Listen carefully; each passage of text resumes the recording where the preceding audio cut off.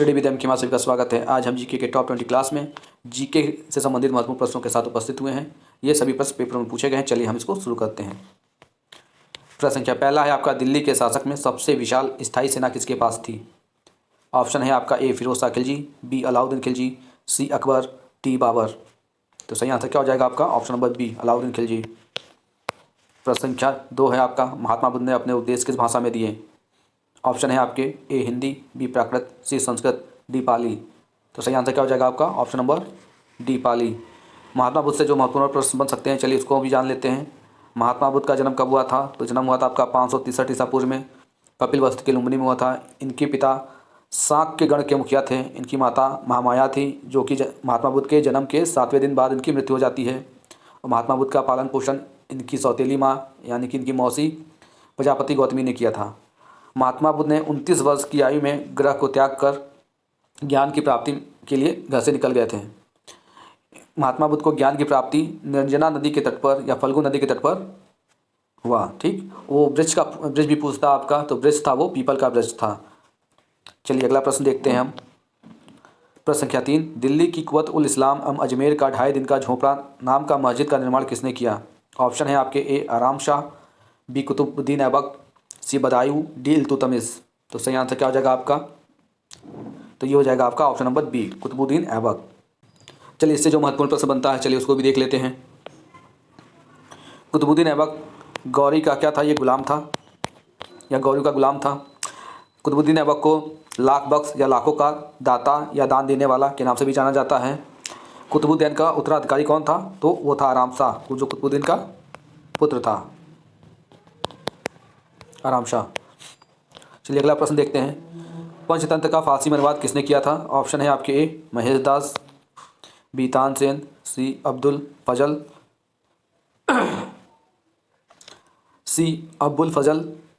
D Birbal. तो सही answer क्या हो जाएगा आपका? ऑप्शन नंबर सी अब्दुल फजल। और ये आपका पंचतंत्र की कहानी किसने लिखी है? पंचतंत्र की कहानी लिखी है आपका विष्णु शर्मा ने। विष्णु शर्मा ने पंचतंत्र की कहानी को लिखा है। ठीक, चलिए अगला प्रश्न देखते हैं। प्रश्न संख्या 5, 8वीं अनुसूची में किसका उल्लेख किया गया है? ऑप्शन आपका है ए 12 भाषाओं का, बी 16 भाषाओं का, सी 22 भाषाओं का, डी 20 भाषाओं का। तो सही आंसर क्या हो जाएगा आपका? ऑप्शन नंबर सी 22 भाषाओं का। चलिए इससे जो महत्वपूर्ण प्रश्न बनते हैं, चलिए उसको भी समझ लेते हैं हम। मूल रूप से संविधान की अनुसूची में 14 भाषाएं थी पहले। सबसे पहले भाषा जोड़ी गई थी आपकी सिंधी, 1967 में सिंधी को जोड़ा गया था। उसके बाद से आपको 1992 में 3 भाषाओं को जोड़ा गया था। वो था आपका नमक, 900 जगह नेपाली, मणिपुरी, कोंकणी। ठीक, फिर उसके बाद से आपका 2004 में बीडीएमएस को जोड़ा गया था, यानी कि बोडो, डोंगरी, मैथिली, संथाली, इन भाषाओं को जोड़ा गया था। तो वर्तमान में कितनी भाषाओं का उल्लेख है? तो 22 भाषाओं का उल्लेख है। चलिए प्रश्न संख्या 6 देखते हैं। प्रधानमंत्री की नियुक्ति कौन करता है? ऑप्शन है आपके ए राज्यपाल, बी उपराष्ट्रपति, सी राष्ट्रपति, डी न्यायाधीश। तो सही आंसर क्या हो जाएगा आपका? ऑप्शन नंबर सी राष्ट्रपति। चलिए इनसे जो महत्वपूर्ण फैक्ट बनते हैं, चलिए उसको भी जान लेते हैं। प्रधानमंत्री एकता परिषद का अध्यक्ष होता है, प्रधानमंत्री योजना आयोग का अध्यक्ष होता है। प्रधानमंत्री बनने के लिए 25 वर्ष की आयु होनी चाहिए और प्रधानमंत्री का कार्यकाल 5 वर्ष का होता है। सबसे लंबे समय तक प्रधानमंत्री बने हैं पंडित जवाहरलाल नेहरू। चलिए प्रश्न संख्या हम 7वां देखते हैं। भारत में जूट को क्या कहा जाता है? ऑप्शन ए आपका काला धागा, बी है काला रेशा, सी है ऊन, डी है सोने का रेशा। तो सही आंसर क्या हो जाएगा आपका? ऑप्शन नंबर डी सोने का रेशा। प्रश्न संख्या 8, नोट पर उसकी राशि कितने भाषाओं में लिखी होती है? यह आसान सा प्रश्न है, ये भी प्रश्न लोग गलत कर देते हैं। चलिए ऑप्शन देखते हैं। ए 12 भाषाओं में, बी 11 भाषाओं में, सी 14 भाषाओं में, डी 15 भाषाओं में। तो सही आंसर क्या हो जाएगा आपका? डी 15 भाषाओं में।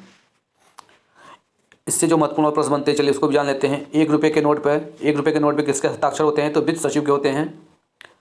नोटों का निर्गमन कौन करता है? तो आरबीआई करता है। आरबीआई की स्थापना पूछता है तो कब है आपका? 1935 में आरबीआई की स्थापना होती है। ठीक, चलिए अगला प्रश्न देखते हैं हम। प्रश्न संख्या 9, पौधे की वृद्धि को नियंत्रित करने वाला हार्मोन कौन सा है? ऑप्शन है आपका ए ऑक्सीसंस, बी एथिलीन, सी फ्लोरिजन्स, डी क्रोमाइटी। तो इसका सही आंसर क्या हो जाएगा आपका? ऑप्शन नंबर ए, ऑक्सीजन्स। चलिए इसके बारे में जो महत्वपूर्ण प्रश्न बनते हैं उसको भी जान लेते हैं हम। इसकी खोज डार्विन ने किया था 1880 में। 1880 में डार्विन ने इसकी खोज की थी। इस पौधे का जो निर्माण होता है पौधे के ऊपरी हिस्से में होता है। ठीक, चलिए अगला प्रश्न देखते हैं। प्रश्न संख्या 10, रक्त परिसंचरण के अंतर्गत कितने भाग शामिल रहते हैं? ऑप्शन आपके दिए हैं ए 2, बी 3, सी 4, डी 5। तो सही आंसर क्या हो जाएगा आपका? Option number C 4। चलिए इससे जो महत्वपूर्ण प्रश्न बनते हैं उसको भी हम देखते हैं। इसमें वो 4 हिस्से कौन कौन से हैं आपके?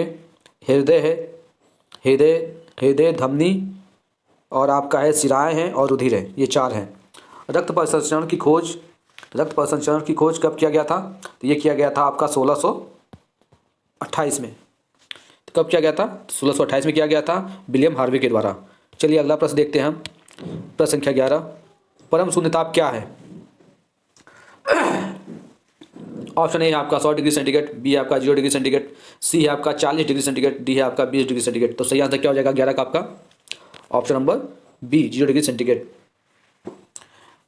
अगर इससे भी जो महत्वपूर्ण प्रश्न बनता है चलिए उसको भी देख लेते हैं। 0 डिग्री सेंटीग्रेड किसके बराबर होता है? तो वो -273 केल्विन के बराबर होता है। चलिए अगला प्रश्न देखते हैं। प्रश्न संख्या 12, भारत की सबसे लंबी नदी कौन सी है? ऑप्शन है आपके ए ब्रह्मपुत्र, बी गंगा, सी यमुना, और डी गोदावरी। तो सही आंसर क्या हो जाएगा आपका? तो सही आंसर क्या होगा आपका? ऑप्शन नंबर बी, गंगा नदी। चलिए गंगा नदी से जो महत्वपूर्ण प्रश्न बनते हैं उसको समझ लेते हैं हम। गंगा नदी भारत की सबसे लंबी नदी है। इसकी कुल लंबाई आपकी कितनी है? 25-25 किलोमीटर है। इसकी कुल लंबाई 25-25 किलोमीटर यानी 2525 किलोमीटर है।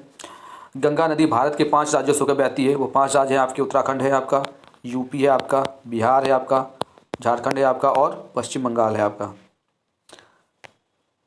गंगा नदी का अपवाद क्षेत्र सबसे ज़्यादा कहाँ पर है? तो गंगा नदी का अपवाद क्षेत्र भी सबसे ज़्यादा उत्तर प्रदेश में है। और सबसे कम अपवाद क्षेत्र कहाँ पर है? तो सबसे कम अपवाद क्षेत्र आपका है दिल्ली में। गंगा नदी को जीवित व्यक्ति का दर्जा दिया गया था आपका 2017 में, उत्तराखंड के हाई कोर्ट के द्वारा दिया गया था। और राष्ट्रीय नदी का दर्जा दिया गया था आपका 2008 में। चलिए अगला प्रश्न देखते हैं। प्रश्न संख्या 13, भारत में हरित क्रांति के जनक कौन हैं? ऑप्शन आपके दिए हैं A M S Swaminathan, B doctor Kurien, C Subramaniam, D doctor Abdul Kalam. तो सही आंसर क्या हो जाएगा आपका? Option number A, doctor M S Swaminathan. चलिए इससे जो महत्वपूर्ण प्रश्न बनते हैं उसको भी देख लेते हैं। भारत में हरित क्रांति का पिता, स्वामीनाथन को भारत में का हरित क्रांति का पिता कहते हैं। ठीक है, और इसी तरह विश्व में हरित क्रांति के पिता के रूप में जाना जाता है नॉर्मन अर्नेस्ट बोरलॉग को जाना जाता है। डॉक्टर एम एस स्वामीनाथन ने गेहूं के उत्पादन के लिए उच्च क्वालिटी की गेहूं की प्रजाति का विकसित किया था इन्होंने। ठीक है, चलिए अगला देखते हैं हम। प्रश्न संख्या 14, निम्नलिखित नदियों में से कौन सी विषुवत रेखा को 2 बार काटती है? ऑप्शन है आपके ए नाइजर, बी है नील, सी है जायरे, और डी है अमेजन। तो सही आंसर क्या हो जाएगा आपका 14 का? Option number C, Zaire. चलिए इससे जो महत्वपूर्ण फैक्ट है चलिए उसको भी जान लेते हैं। जायरे नदी को हम कांगो नदी के नाम से भी जानते हैं, कांगो नदी के नाम से भी जाना जाता है। यह अफ्रीका की एक प्रमुख नदी है। और चलिए अगला प्रश्न देखते हैं। मौलिक अधिकार क्या है? ऑप्शन है आपका ए वाद योग, बी लचीला, सी कठोर, डी अवाद योग। तो सही आंसर क्या हो जाएगा आपका? तो मौलिक अधिकार क्या है हमारा? एक वाद योग है, ऑप्शन नंबर ए। इससे जो महत्वपूर्ण प्रश्न बनते हैं चलिए इसको भी देख लेते हैं। मौलिक अधिकार हमारा यूएसए से लिया गया है। और मौलिक अधिकार हमारे किस अनुच्छेद में है? तो यह हमारा 12 अनुच्छेद से लेके 35 के बीच में है। और हमें कितने मौलिक अधिकार दिए गए हैं? तो वो हो जाएगा हमारे 6 मौलिक अधिकार दिए गए हैं। चलिए अगला प्रश्न देखते हैं हम। प्रश्न संख्या 16, संसद में शून्यकाल का समय क्या है? चलिए बताइए। ऑप्शन ए है आपका सुबह 9 बजे से 10 बजे तक, सुबह 10 बजे से 11 बजे तक। ऑप्शन सी है आपका सुबह 11 बजे से दोपहर 12 बजे तक। ऑप्शन डी है आपका दोपहर 12 बजे से अपराह्न 1 बजे तक। तो सही आंसर क्या हो जाएगा आपका? ऑप्शन नंबर डी, दोपहर 12 बजे से अपराह्न 1 बजे तक। चलिए इससे जो महत्वपूर्ण फैक्ट बनते हैं इसे भी देख लेते हैं हम। यह प्रश्नकाल के बाद का समय होता है। ठीक, चलिए अगला प्रश्न देखते हैं हम। प्रश्न संख्या 17, जनहित याचिका की शुरुआत किसके द्वारा की गई थी? ऑप्शन है आपके ए संसदीय एक्ट के द्वारा, बी संवैधानिक संशोधन के द्वारा, सी न्यायिक पहल द्वारा, डी उपरोक्त में से कोई नहीं। तो सही आंसर क्या हो जाएगा आपका? तो सही हो जाएगा आपका ऑप्शन नंबर सी, न्यायिक पहल के द्वारा। ठीक, चलिए इससे जो महत्वपूर्ण प्रश्न बनते हैं उसे भी जान लेते हैं हम। 1980 में सर्वोच्च न्यायालय की पहल पर जनहित याचिका की शुरुआत की गई थी। इसको इंग्लिश में IPL के नाम से भी जानते हैं। इसका फुल फॉर्म होता है पब्लिक इंटरेस्टेड लिटिगेशन। ठीक, IPL को हम हाई कोर्ट और सुप्रीम कोर्ट दोनों में जारी कर सकते हैं। चलिए प्रश्न संख्या 18 देखते हैं। वंदे मातरम गीत किसने लिखा है? ऑप्शन है आपके रामधारी सिंह दिनकर, बी है आपका रविन्द्रनाथ टैगोर, सी है सरोजिनी नायडू, डी है आपका बंकिम चंद्र चटर्जी। तो सही आंसर क्या हो जाएगा आपका? Option number B, Rabindranath Tagore. चलिए इससे जो महत्वपूर्ण फैक्ट है चलिए उसको भी जान लेते हैं हम। ये वंदे मातरम जो है ये आनंद मठ से लिया गया है। 1896 में कांग्रेस के कलकत्ता अधिवेशन में सबसे पहले इसको गाया गया था। चलिए प्रश्न संख्या 19। भूदान आंदोलन किसने प्रारंभ किया था? ऑप्शन ए आपका जयप्रकाश नारायण, बी है आपका विनोबा भावे, सी है रविन्द्रनाथ टैगोर और डी है आपका श्री गुरु जी। तो सही आंसर क्या हो जाएगा 19 का आपका? Option number B, Vinoba Bhave. Vinoba Bhave ने भूमिहीन किसानों को भूमि वितरण के लिए ये भूदान आंदोलन का उन्होंने प्रारंभ किया था। चलिए प्रश्न संख्या 20 देखते हैं हम। ये प्रश्न संख्या 20 है हमारा। ऑप्शन क्या है इसमें? फॉरवर्ड ब्लॉक की स्थापना किसने की थी? तो ऑप्शन है आपके ए भगत सिंह, बी सुभाष चंद्र बोस, सी राजेंद्र प्रसाद, डी BR अम्बेडकर। तो सही आंसर क्या हो जाएगा आपका? Option number B, Subhash Chandra Bose. चलिए इनसे जो महत्वपूर्ण फैक्ट उसे समझ लेते हैं हम। सुभाष चंद्र बोस का जन्म कब हुआ था? तो वो हुआ था आपका 1897 में उड़ीसा के कटक में हुआ था। 1939 में इन्होंने कांग्रेस की अध्यक्षता को त्याग दिया था। ठीक है, और उसी के बाद से इन्होंने क्या किया था? फॉरवर्ड ब्लॉक की स्थापना की थी। तो इस 20 की श्रृंखला में आपके प्रश्न कितने सही हुए हैं आप कमेंट करके बता सकते हैं। अगर वीडियो आपको पसंद आई तो लाइक करिएगा और चैनल पर नए हैं तो चैनल को सब्सक्राइब कर लीजिएगा। वीडियो बने रहने के लिए धन्यवाद।